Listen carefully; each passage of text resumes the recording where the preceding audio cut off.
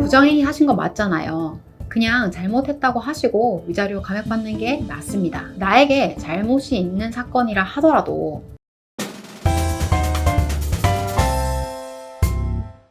안녕하세요, 조유라 변호사입니다. 오늘의 주제는 좋은 이혼 변호사를 구하는 방법입니다. 좋은 변호사란 과연 어떤 변호사일까요? 유튜브를 하거나 TV 프로그램에 출연해 유명한 변호사일까요? 아니면 판검사 출신의 정가운 변호사일까요? 여러분들은 어떻게 생각하시나요? 인터넷에 좋은 변호사 고르는 법이라고 검색하면 수많은 검색 결과가 나옵니다. 만약 그 기준을 철저히 따른다면 정말 좋은 변호사를 고를 수 있는 걸까요? 이혼소송은 가사 사건으로 결혼 생활이라는 내밀한 내용들에 기반합니다. 때문에 그 어떠한 변호사를 만나더라도 당사자, 즉 본인의 역할이 중요합니다. 당사자가 사실관계를 누구보다 잘 알고 있기 때문에 이 사실관계를 변호사에게 잘 알려줘야 하고요. 또 변호사는 의뢰인과 소통하면서 전달받은 사실관계를 법원에 설득력 있게 말씀드려야 합니다. 따라서 저는 이혼 소송에 있어 좋은 변호사란 나와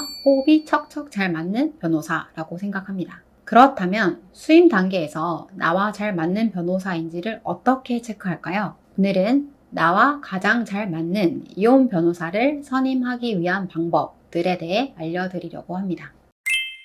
첫 번째로는 최소한 3명 이상의 변호사와 상담해 보는 것이 좋습니다. 대면 상담이 가능하다면 가급적 대면 상담으로 하시고, 만약 처음에는 전화 상담만 가능하다면 일단 전화부터 해보세요. 전화 상담으로 좀 기대감이 드는 곳이라면 가급적 대면 상담까지 하셔서 변호사의 성향이 어떤지 확인해 보셔야 합니다.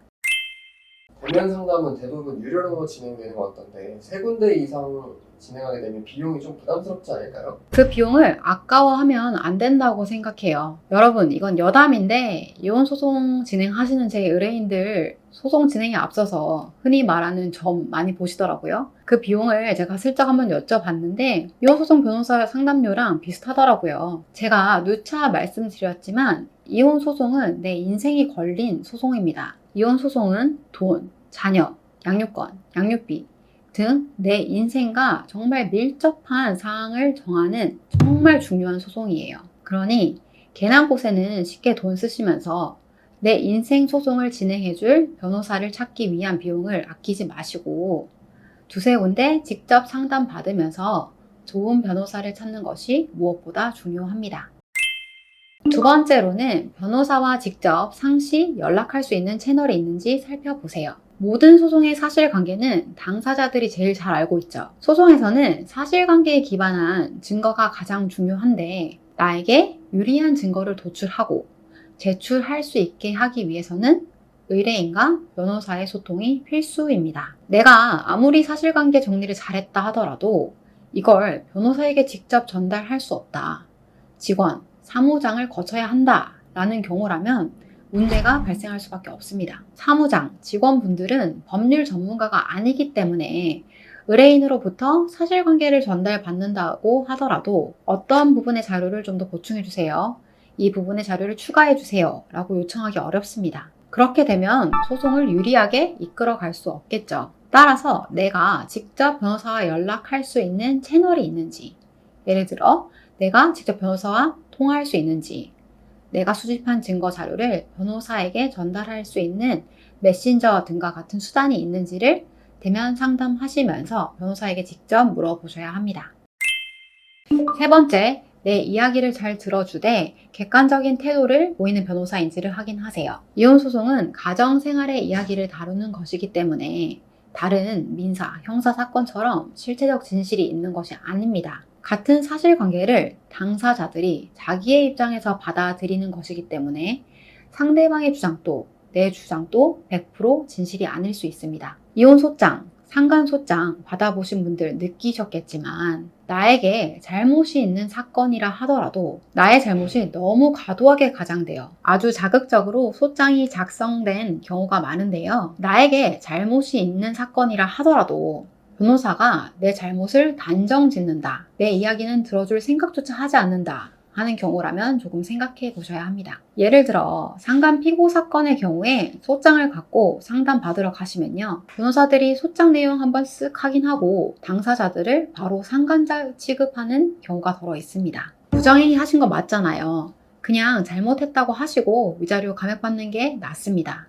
이렇게 말을 해서 상처를 받는 분들이 많으시더라고요. 그렇다고 변호사가 소장에 제출된 객관적인 증거 자료는 싹 무시하고 당사자 말만 믿고 무조건 승소할 수 있습니다 라고 이야기하는 것도 정말 위험하죠. 따라서 변호사 상담하실 때 변호사가 소장에서 제출된 증거 자료를 객관적인 입장에서 파악하되 의뢰인의 말을 편견 없이 들어주는지 이걸 보는 게 중요합니다. 소장에 제출된 증거 자료를 보니 부정행위로 인정될 가능성이 높은 것 같은데 당사자 말씀 들어보니 이런 경위로 이런 증거가 제출된 거라 억울한 면이 많으시겠어요. 이런 부분들을 소송에서 잘 반영해서 최대한 좋은 판결이 나올 수 있도록 노력해 봅시다 라고 하면서 객관적으로 사안을 파악하되 의뢰인의 말에 귀 기울여주고 의뢰인이 하고 싶은 말을 법원에 설득력 있게 전달할 수 있는 변호사인지를 파악하는 것이 중요합니다. 내가 하고 싶은 말이 100인데 변호사가 이걸 하나도 안 들어주고 소송이 끝났다고 하면 소송 결과가 얼마나 아쉽겠어요.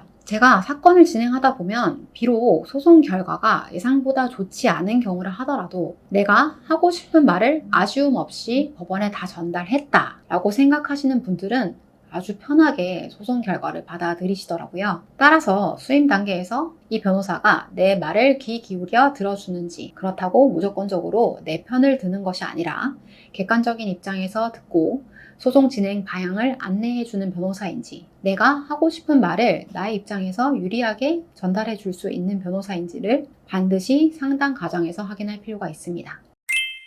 오늘은 좋은 이혼 변호사를 선임하는 기준에 대해 간략히 말씀드렸는데요. 살면서 소송을 해보시는 일이 얼마나 있겠어요. 특히 이혼 소송은 내 모든 생활과 직결되고 그간의 내 인생을 판단받는 소송이기 때문에 심적으로 많이 외롭고 힘듭니다. 또 진행 과정은 얼마나 긴가요? 1, 2년 지속되는 이혼 소송에서 변호사의 역할은 정말 중요합니다. 따라서 내가 직면한 문제를 상의할 수 있는 변호사, 내 이야기를 들어주는 변호사, 나와 함께 고민해주는 변호사를 찾으셔야 합니다. 변호사 선임으로 고민 중인 분들은 오늘 제가 말씀드린 것들을 기준으로 충분히 상담 받아보시기 바라고요. 오늘 영상이 이혼소송 진행을 앞두고 고민하시는 분들께 도움이 되었기를 바랍니다. 다음 시간에 조금 더 유익한 내용으로 찾아뵙겠습니다. 감사합니다.